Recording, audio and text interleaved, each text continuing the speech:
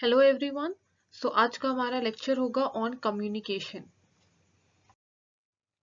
Start करते हैं with the introduction. Communication सिर्फ वो नहीं होता है कि एक इंसान दूसरे इंसान को कम्युनिकेट कर रहा है, कुछ बात बता रहा है, कुछ इन्फॉर्मेशन शेयर कर रहा है। सिर्फ ये कम्युनिकेशन नहीं होता, ये कम्युनिकेशन के पूरे मीनिंग का बस छोटा सा पार्ट है। कम्युनिकेशन प्रोसेस में काफी एलिमेंट्स इन्वॉल्व होते हैं, और अगर वो एलिमेंट्स नहीं रहा इन्वॉल्व उस प्रोसेस में, तब वो कम्युनिकेशन नहीं होगा। वो इनकम्प्लीट कम्युनिकेशन रहेगा, या फिर वो कम्युनिकेशन ही नहीं रहेगा। और कम्युनिकेशन के कुछ टाइप्स होते हैं। कम्युनिकेशन करने का तरीका होता है, मेथड्स रहता है कि किस तरीके से कम्युनिकेट किया जाए, फॉर्म्स रहता है, लाइक सर्टेन फॉर्म्स और मेथड्स ऑफ ट्रांसमिशन। तो वो सारा हम लोग देखेंगे इस टॉपिक में। तो स्टार्ट करते हैं। कम्युनिकेशन जो वर्ड है, ये डिराइव किया गया है from the Latin word communis, और ये कम्युनिस्ट का मतलब होता है कॉमन।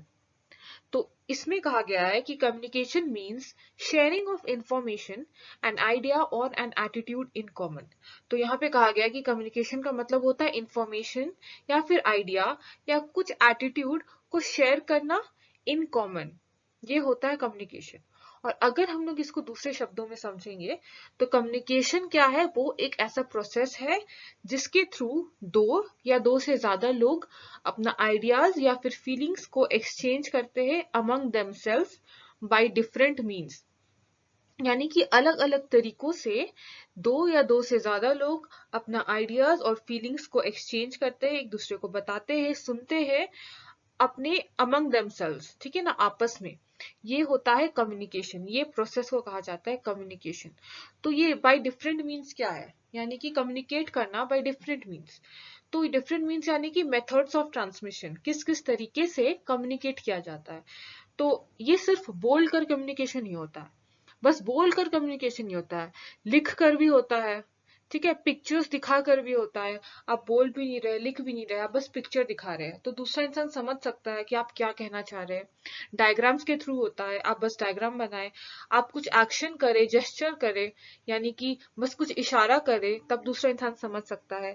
या जैसे कि आप बस लिप्स को मूव कर रहे हैं, बोल नहीं रहे, आवाज नहीं निकल रहा, लेकिन बस लिप मूवमेंट है, आईज से इशारा कर रहे, आंखों से इशारा कर रहे, या फिर हैंड्स को वेव कर रहे, कुछ सिग्नल दे रहे, हाथ दिखा रहे।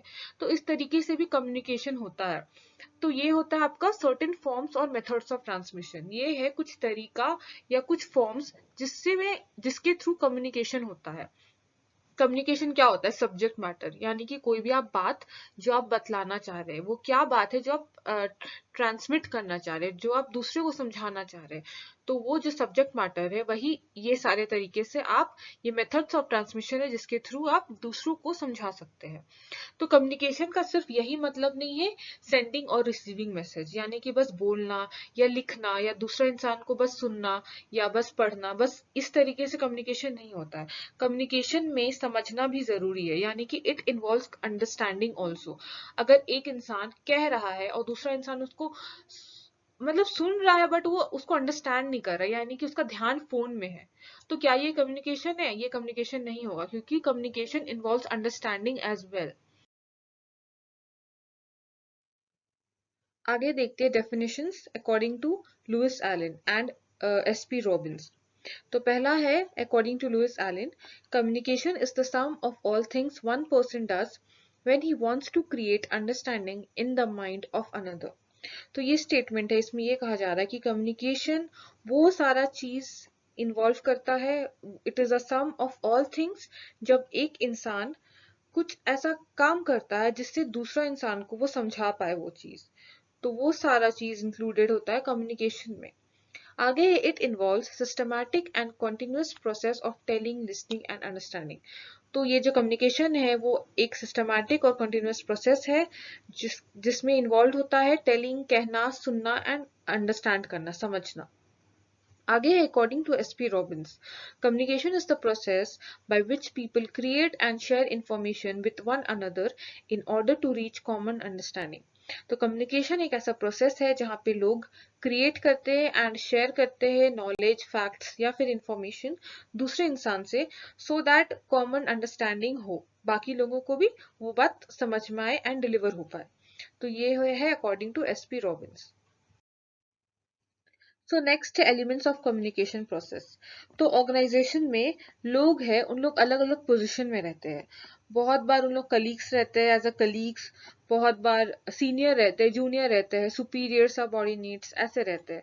तो कम्युनिकेशन वही इन्वॉल्व करता है, it involves exchange of facts, view points and ideas between persons placed in different positions in the organizations to achieve mutual understanding।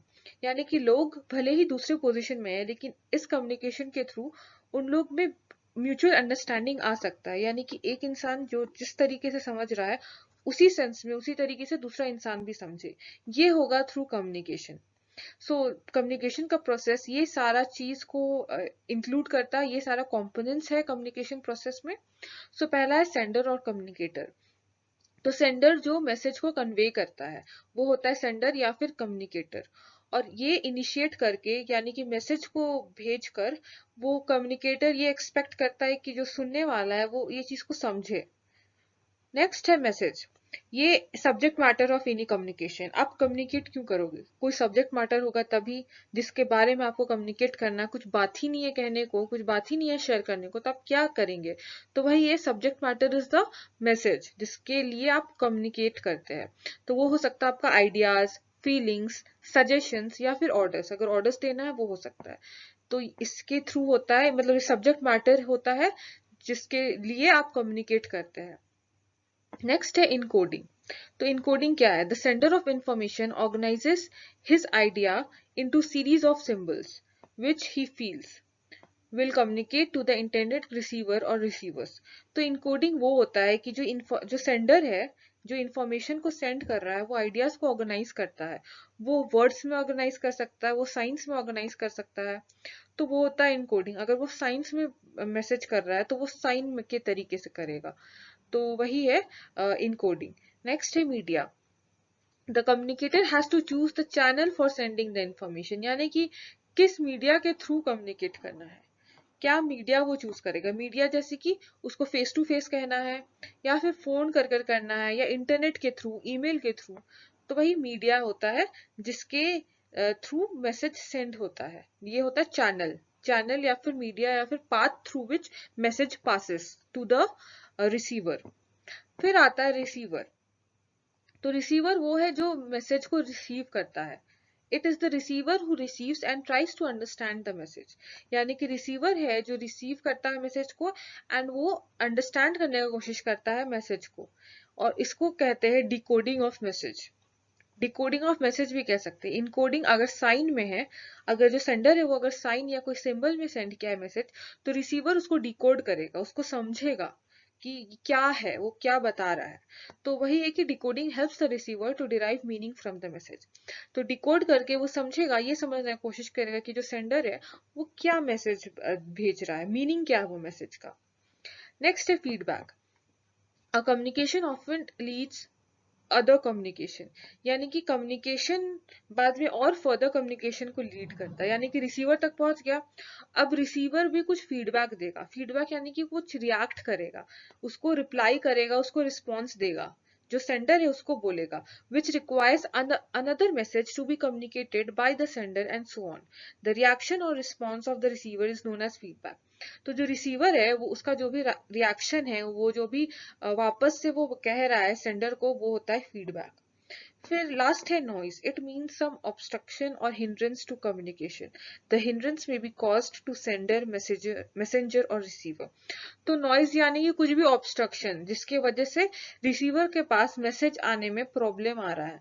तो कोई भी दिक्कत अगर आएगा, कोई भी ऑब्स्ट्रक्शन आएगा या फिर हिंड्रेंस आएगा, तो जो मे बी सेंडर को भी कॉज करे, सेंडर जो बताना चाह रहा है उसको भी वो प्रॉब्लम कॉज कर सकता है, मैसेंजर को भी कॉज कर सकता है जो मैसेज पहुंचा रहा है टू द रिसीवर, और रिसीवर को भी प्रॉब्लम कर सकता है। तो ये जो होता है वो होता है नॉइज। जो भी ऑब्स्ट्रक्शन या हिंड्रेंस आता है कम्युनिकेशन के बीच में, that is known as noise.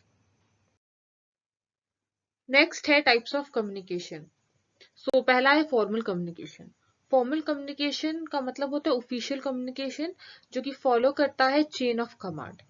Chain of command जैसे कि प्रॉपर चेन जो फॉलो करता है, अगर टॉप लेवल मैनेजमेंट है, मिडिल लेवल मैनेजमेंट है, देन लोअर लेवल मैनेजमेंट है, तो टॉप मैनेजमेंट पहले कम्युनिकेट करेगा मिडिल को, देन मिडिल टू लोअर जाएगा। तो ये स्टेप बाय स्टेप होगा, जो भी स्टेप्स है, जितना भी हायरार्की में जितना भी पोजिशंस है, वो सारा स्टेप बाय स्टेप आएगा, एक प्रॉपर चेन में आएगा।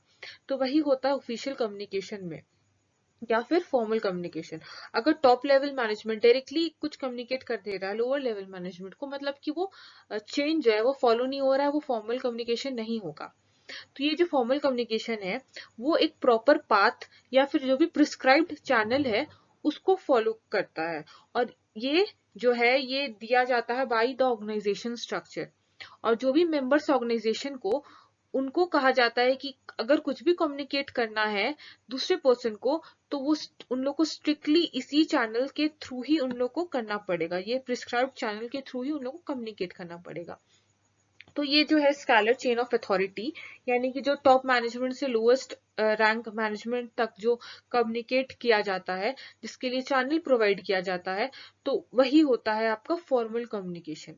तो जनरली फॉर्मल कम्युनिकेशन होता है थ्रू रिटन कम्युनिकेशन, यानी कि रिटन कम्युनिकेशन के फॉर्म में जनरली यूजुअली, जैसे कि नोट्स, मेमोज, लेटर्स, रिपोर्ट्स या फिर स्टेटमेंट्स। नेक्स्ट है इनफॉर्मल कम्युनिकेशन और ग्रेपवाइन। तो इनफॉर्मल कम्युनिकेशन अनऑफिशियल रहता है, ये it is not officially recognised. Formal communication था वो ऑफिशियल था, but informal communication is not officially recognised. और ये होता है उन लोगों के बीच में जिन लोग का पर्सनल, सोशल या फिर ग्रुप रिलेशन हो एक दूसरे से। और ये एक नेचुरल वे ऑफ कम्युनिकेशन होता है, इसमें कोई चेन ऑफ कमांड फॉलो नहीं किया जाता है, इसमें कोई भी ऑर्गेनाइजेशन स्ट्रक्चर, कोई पाथ भी प्रिस्क्राइब नहीं करते, ये इनफॉर्मल वे में होता है। इसका कोई भी नेचुरल वे में होता है, इसका कोई चैनल प्रिस्क्राइब्ड नहीं रहता है इसमें। और ऑर्गेनाइजेशन में इनफॉर्मल एंड फॉर्मल दोनों ही टाइप्स ऑफ कम्युनिकेशन को एग्जिस्ट करते हैं, यानी कि दोनों ही रहते हैं। अगर वर्कर्स फॉर्मल चैनल्स के थ्रू कुछ कम्युनिकेट नहीं कर पा रहे हैं, कुछ बैरियर्स है, तो उन लोग इनफॉर्मल कम्युनिकेशन को ऑप्ट करते हैं।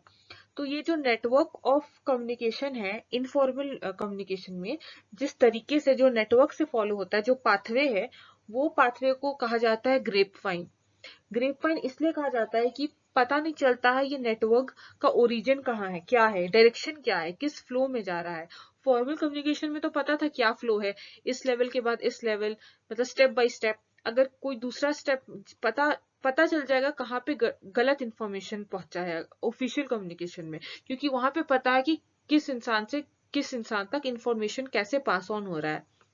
लेकिन इनफॉर्मल कम्युनिकेशन में ये ट्रेस कर पाना मुश्किल हो जाता है कि अगर कुछ गलत इन्फॉर्मेशन पास हो रहा है, तो ये ट्रेस कर पाना मुश्किल हो जाता है कि किस तरीके से ये जो कम्युनिकेट हुआ है, कहाँ से कम्युनिकेट हुआ है, किसके थ्रू से ये बात जो है, गलत बात, वो कम्युनिकेट हुआ है। तो इसलिए इसको ग्रेपवाइन कहा जाता है, जो because it is not easily traced, और इसका जो पैटर्न है वो भी नहीं पता चलता, इट इज नॉट डिफाइंड। तो ये जो ग्रेपवाइन है वो फॉलो करता है दो टाइप का chain, gossip chain and cluster chain. Gossip chain वो होता है जहां पे एक इंसान बहुतों को बताता है बात, और क्लस्टर चेन वो होता है जहां पे एक इंसान कुछ लोगों को बताता है, फ्यू इन द क्लस्टर। और इसी तरीके से जो इन्फॉर्मेशन है वो पास होता है ग्रेपवाइन में या फिर इनफॉर्मल कम्युनिकेशन में।